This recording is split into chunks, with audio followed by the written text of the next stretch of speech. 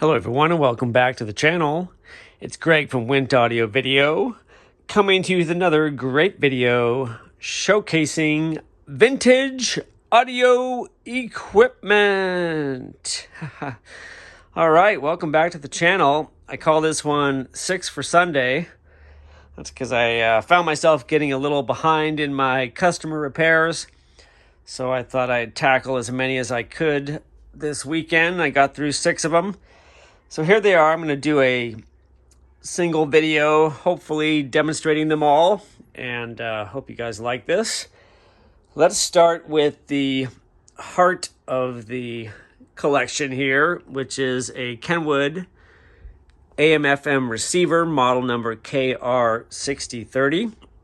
These were made in Japan from 1976 through 1978, and they boast about 80 watts per channel into 8 ohms at 0.1% total harmonic distortion. So this one came to me with a symptom of no sound. When I first took a look at it, I noticed there was a few lamps burnt out as well. So I proceeded to open it up and troubleshoot it. And what it turned out to be was the protection circuit was not engaging. Therefore, you're going to get no sound. And what I found as the issue was actually some capacitors and a diode defective in the protection circuit. I also did some soldering in that circuit while I was in there. Changed out a few lamps. And then, of course, cleaned, serviced, and deoxidized all the controls and switches. Cleaned the interior, exterior, behind the glass, the knobs. Cleaned the tuner. Checked everything out, interior, exterior, cleaned it all up. And so here it is, up and running. Why don't we fire it up? You got the power switch on the left here. It goes from power off to headphones, to speakers A, speakers B, or speakers A plus B. So let's put it on speakers A, since I have just one pair of speakers hooked up. Then you've got bass and treble. You've got tone defeat, and this is on. So if tone defeat is on, you're going to not have any control of your bass and treble. So we'll leave that off. This is a subsonic filter, off or on. I like to leave that off. Balance, left and right. I usually keep that in the middle. Then we've got our volume control. And next to that is a loudness. I like to leave that on. It seems to give it a little bit of extra punch in the lower volumes. And then we've got tape monitor A and B, off and on, or on and off. This says play down here. Next up, we've got mode, FM muting. So if it's on, then FM stations will mute unless you're tuned to a station. You won't get that static in between the stations. And then when it's off, it's in mono, and you will get static on FM, and you'll get mono in other modes. So we'll leave that in the stereo mode. And then next up is our input selector, going from AM to FM, relatives, DJ Kai Dragon, City to phono, and to auxiliary. So we'll start with auxiliary.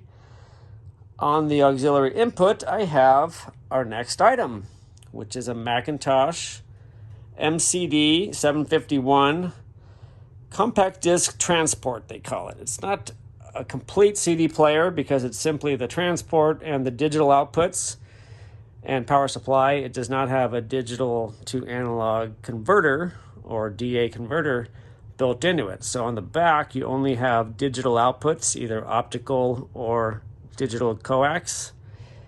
So I've got it hooked up to a DA converter, which then goes analog into my Kenwood auxiliary jack. This one, I'll fire it up. You can see the cool McIntosh green lights.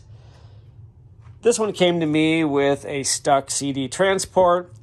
Needed 2 belts, actually, one for the tray and then one for the stabilizer that basically engages into the motor. The motor is actually a top-down motor, so the motor's up top, and it spins the disc, and then it gets pressure from a stabilizer down below. So that needed a couple belts, needed to be cleaned up, and that took care of that unit. So You've got open here, you've got stop, pause, play. This is rewind search, fast forward search, rewind or skip back, and next. These are your skip track buttons, and then your power switch. So if we open that up, you can see the tray opens right up. We're listening to Crawdaddy, Down by the Water. This is my uncle's former band. There they are. There's my Uncle Jim in the back there. Zydeco music, so we'll drop that in. Hit close.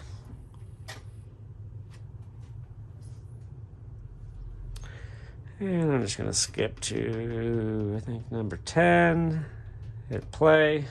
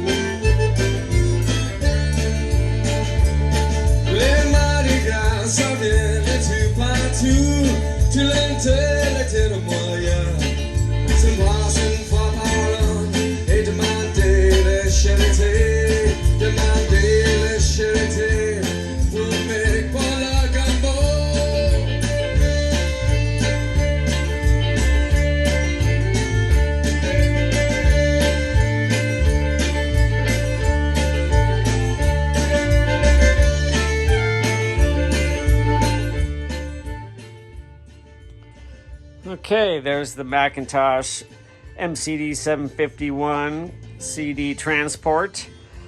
This was originally designed to go with the MDA 700 DA converter by McIntosh, or you could use your own digital to analog converter, or just simply go to a device that has digital inputs and use the internal DA converter on maybe your home theater receiver or something like that. Well, we'll keep this going for now because next up we're going to kind of skip up top here to the tape deck that you see here. It's a Yamaha KX-1200U. We'll fire that guy up. When that came to me, it had a problem. It wouldn't play. You'd hit play, you would hear no noise at all, no motor engagement, no pinch roller engagement up to the cap stands. So I disassembled that and found it had a defective motor, actually. There's a control motor that is responsible for the loading, kind of the lifting up of the heads and the pinch rollers up to the cap stand to start playing the tape. I was able to find one that was the correct specs, fit that in there, and while I was in the machine, I replaced the belts. One of them had turned into just goo, the tension belt on the left pulley there, or left spindle. And then I changed the idler tire, the capstan belt, and the two pinch rollers. I'll show you the old parts here.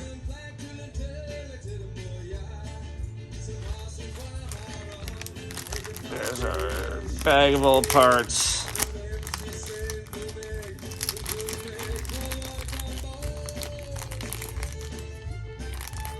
So there's the old motor. There's the old idler tire, belt, and the pinch rollers. Had to find some of these parts overseas, actually, but it's well worth the wait because it's a fantastic tape deck. Let's go ahead and show you the features of that. You've got power, eject, output level, your headphone jack, master fader, stop, record, rewind, play, fast forward, and pause. And then your counter reset memory buttons. You got a tape monitor button here. Then under here we've got our record levels and our Dolby settings, Dolby switches. So let's pop in a tape. Grab ourselves a blank tape. And then we'll go ahead and rewind it back to the beginning.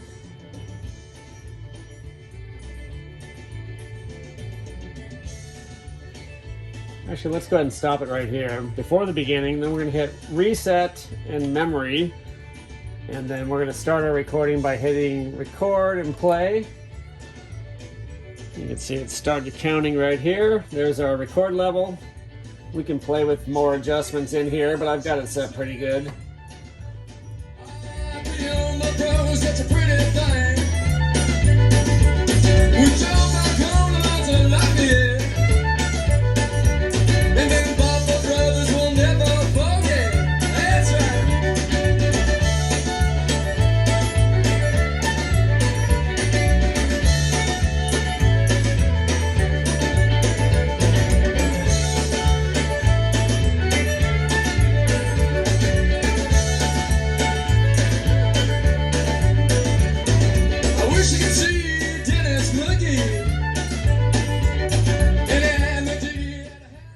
And if we want to listen to our recording, we can go ahead and hit stop. And I hit rewind, and it should stop right at 0. Yep, pretty much, where we hit our memory button. And then we'll hit tape monitor A.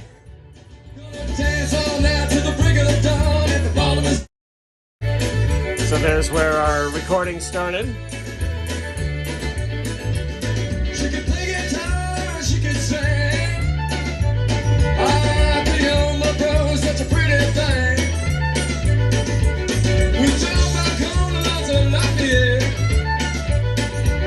and then Bals brothers will never forget. That's right.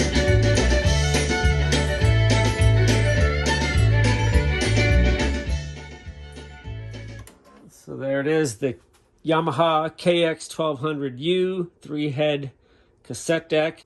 These were produced in Japan from 1987 through 1992. Going back to the McIntosh, these were 1999 vintage. And I misspoke on the Kenwood, it's 78 through 80. All right, well, next up is, let's go through one of these turntables. I knocked out 3 of them.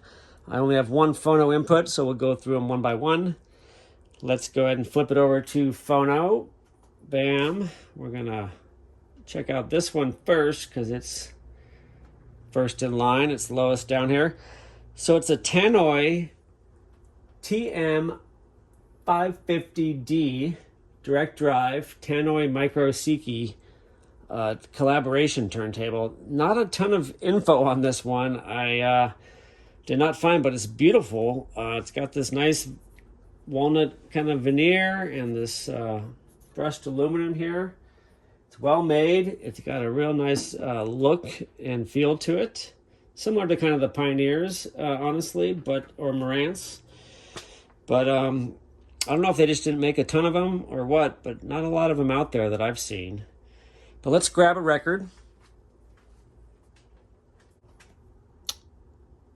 Marty Riley and the Old Soul Orchestra, Pray for Rain is the album. You've got your tone arm lift back here, so let's go ahead and do that. Flip our stylus guard up. Start is right there, 33 off and then 45. And then we've got speed adjustments here for the 2 speeds. Our little strobe light here. And the adjustments for your counterweight and your anti-skating. Go ahead and drop that down.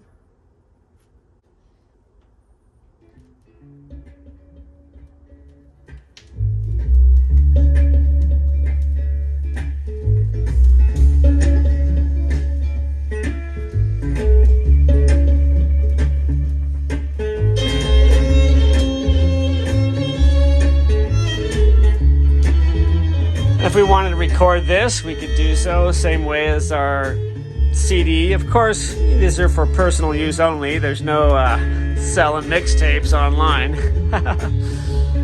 But yeah, if you wanted to record your records to a tape or even to a CD, if you had a CD recorder, you could do so. Record, play. Jackie left world, broken and Marty. He cracked 100 bones in his mouth.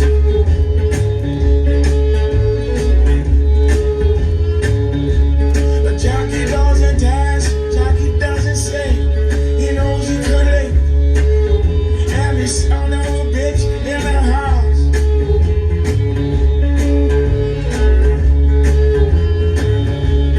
Jackie's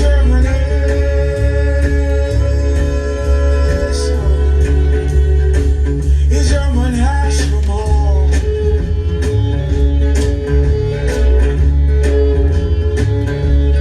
Jackie's urban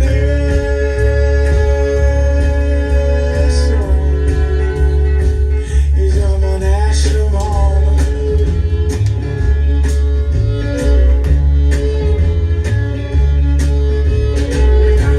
Seven times. All right, there you have it, the Tannoy Micro TM550D Direct Drive Turntable. This one came to me, wouldn't play at all, and believe it or not, there's a fuse inside the power supply that had opened up, just a 0.5 amp, I believe. Very small value, so I'm guessing it's there to blow in case somebody tries to manually stop the platter while it's running. But anyways, fuse replacement, cleaning, balancing, and alignment of the tone arm. Got her back in good shape. So let's move on to another turntable. I'm gonna maybe pull these out of the way and adjust the camera. So hang tight.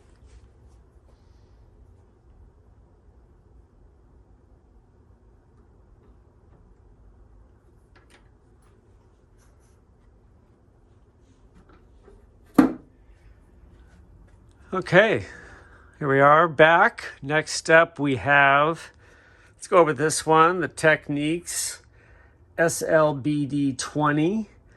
It's a automatic, semi-automatic turntable.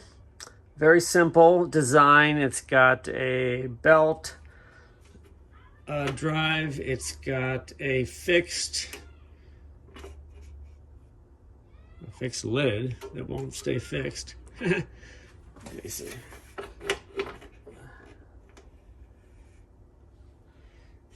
Well, the lid doesn't want to cooperate, but it's got a fixed counterweight here, fixed tracking force of 1.5 grams, requires a P-mount style cartridge. I'll just go ahead and pull this off for now. And not a lot of fuss you have to do to enjoy one of these, which is kind of nice. This one came to me with won't play as a symptom. Sure enough, when you engaged it, it would not start the platter playing. And started troubleshooting it. Obviously, first thing you might think of is a bad belt. Nope, belt was okay. Then you might think maybe it's the motor. Well, the motor was not spinning. However, the motor was not defective. So what it turned out to be was the power transformer. It must have had a little bit of a power surge because it opened the primary of this transformer. A real easy way to test that is to measure continuity between your AC input here. You should get a low ohm resistance reading, and we were getting open. So if you trace it out, you find it goes right to the primary of the transformer, and the primary was open on the, this is the original part. I found a used one online, was able to replace that, and so that's what took care of this one. And then we put a new stylus on it while we were at it, cleaned it all up, lubricated everything, got it functioning. I don't think it was doing the cueing very well or the stop. So that's that. Well, why don't I grab a record and we can listen to that one. And we're back with Marty O'Reilly and the Old Soul Orchestra. Pray for Rain is the album. We're going to try a different song here. Some of you might know Marty O'Reilly from his recent appearance on The Voice. Hope you enjoyed that. We've got 33 and 45 speed. Here's our cueing, up and down, and then stop will stop the function. So let's find a different song here. Go ahead and drop it down. Well,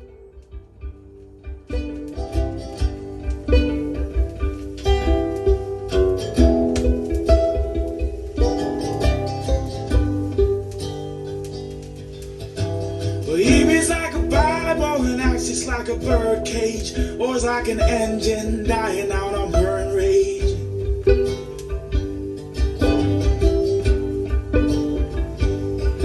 And you can blow out all the candles and fire up the limelight. She looks stoned with the cold Canary Gaslight.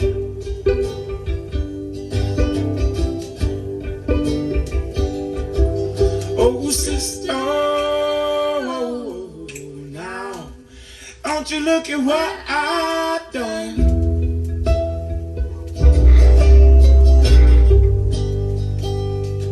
Oh, sister, now, don't you look at what I've done.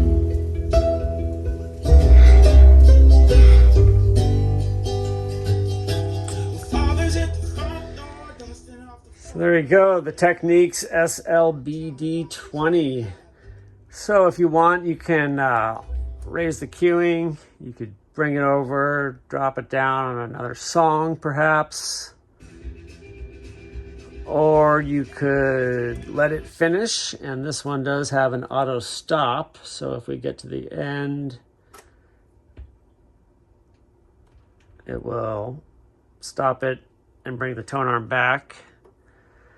Same thing, if you hit the stop button, it'll also stop it in the middle of the play and then go to rest and stop the platter. So there's that one. I'll have to look and see about tightening these springs on the lid. All right, let me hook up the last turntable and then we'll do a quick demo of that one. We're back hooked up. Next up is the Technics SLB2 turntable. These were made in Japan from 1979 through 1980. And if I forgot to mention, the SLBD20, these were produced from 1986 through 1999, is what it says. So a good 13-year run on that one. But back to the SLB2 Techniques. This is a great turntable. It's got some extra features that this one does not, and I'll go through them real quick. First, let me tell you what repairs I did to it. So when the customer brought it to me, it had distorted sound out of the stylus. The speed was varying. It wasn't staying stable. The stop was not functioning properly. And believe it or not, the head shell was like frozen onto the tone arm. I had to really do some work to get that off so I can replace the stylus and balance everything properly. There was a lot of corrosion going on inside even the plastic buttons and everything, and I think it might have been stored outside at one point. I was able to clean it all up. I was able to replace the stylus, service the speed circuit so that it's nice and stable. And let's take a look at this guy. So it is also a belt drive semi-automatic. However, I mean, you can see the belt in there. It's got a little nicer platter. It does have an adjustable counterweight for the tone arm and a removable head shell, so you can put various cartridges on here. It's got anti-skating adjustment as well, and just a few more options in terms of upgradability. If you want to put a nicer cartridge or stylus on here, you can do so. So let's go ahead and grab a record. You might be able to guess already, it's Marty Riley, Pray for Rain. I play Marty because he was a customer of ours and he gave us this record and hand signed it. So I'm sure he'll be okay with us playing his music online, trying to support the artist. So you've got a tone arm latch right here. You bring that over. Drop it on down. Over here you've got speed, 33 and 45. You've got your pitch adjustment here.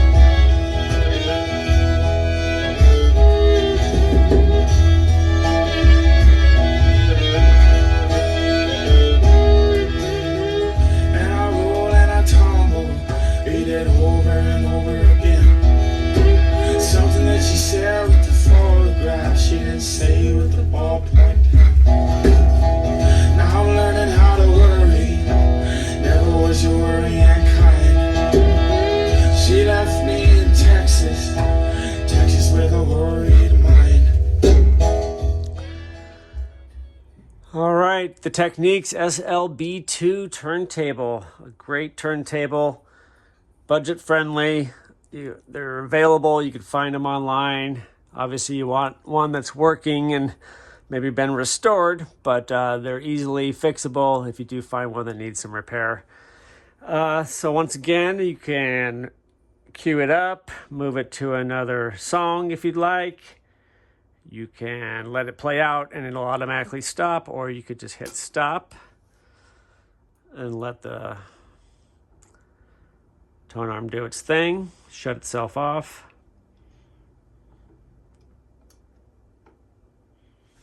Don't forget to lock your tone arm down, pull your record off, obviously.